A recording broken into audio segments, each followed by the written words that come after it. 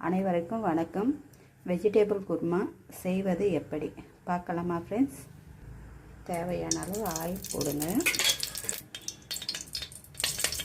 புதினா, கொத்தமல்லி, பச்சை மிளகாய், பூண்டு, இஞ்சி, கசகசா, சோம்பு எல்லாத்தையும் எண்ணெயில் வதக்குங்க. ஒரு கப் அளவு தேங்காய் கொஞ்சம் திரும்பி போட்டுக்கோங்க. கொஞ்சமாக வெங்காயம் சேருங்க. கொஞ்சோண்டு தக்காளி,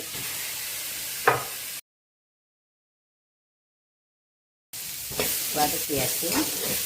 ஏன்னா இது கொஞ்சம் வதக்கினா போதும், மறுபடியும் நம்ம இந்த காய்கறியெல்லாம் போட்டு அதில் வதக்கணும்.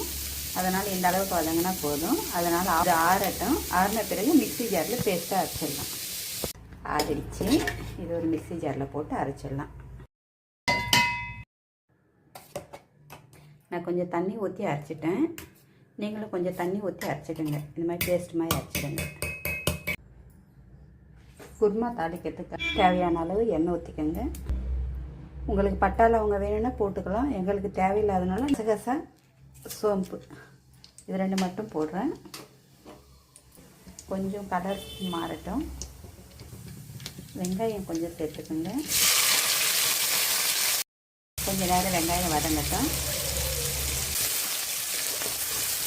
கலர் மாறிடுச்சு. 2 பச்சை மிளகா, கொஞ்சம் கருவேப்பிலை, கொஞ்சம் தக்காளி, மஞ்சள் கொஞ்சம் சேர்த்துக்கோங்க. தேவையான அளவு உப்பு. இது ஒரு 5 நிமிஷம் நல்லா வதங்கட்டும். இந்த அளவுக்கு வதங்கின பிறகு இப்போ காய்கறி சேர்த்துக்கோங்க. உருளைக்கிழங்கு, கேரட், பீன்ஸ், மூக்கடலை, பச்சை பட்டாணி,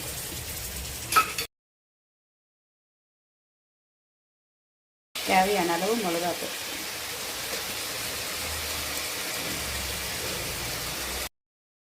அரைச்சி வச்சது இப்போ இதுலேயும் சேர்த்துருங்க.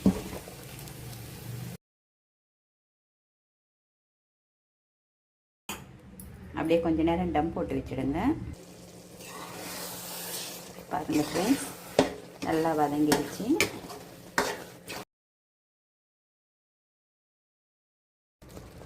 கொஞ்சோண்டு தண்ணி சேர்த்துக்கோங்க. அவ்வளோதான் ஃப்ரெண்ட்ஸ், குருமா ரெடி ஆயிடுச்சு. Okay friends, bye friends.